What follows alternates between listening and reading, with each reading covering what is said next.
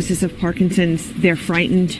They're frightened of the unknown. They're sad. We need to get the word out that we can help slow the progression and maintain the quality of life. We all know exercise is key, and it's especially important for those with Parkinson's disease. Studies have shown that boxing has slowed the progression of Parkinson's. I'm ready to knock somebody out. So we have a special guest with us today for Parkinson's Awareness Month. Debbie, nice to meet you. My name is Michael.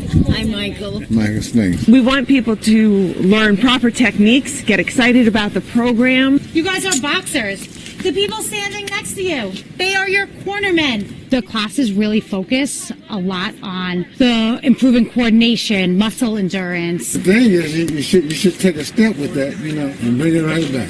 They really get very motivated, so we see an improvement not only in their mobility, Yeah, there you go. but also in their mood. Looking good. Looking good. Thank you.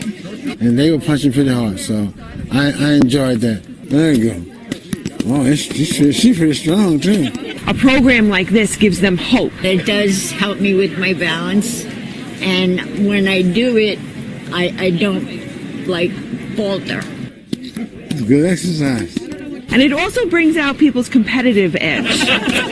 I thought it was good. Boxing with Spinx was kind of fun. He was taking steps forward. I was taking steps backwards. The improvements that you see both physically and emotionally are just off the charts. It's amazing. People that were sitting in their chair and looked like they couldn't move, right?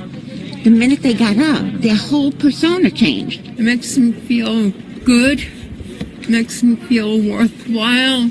Parkinson's robs you of your motor skills, and it makes you feel like you can't do anything. Doing the boxing gives you some sense of satisfaction. Yeah.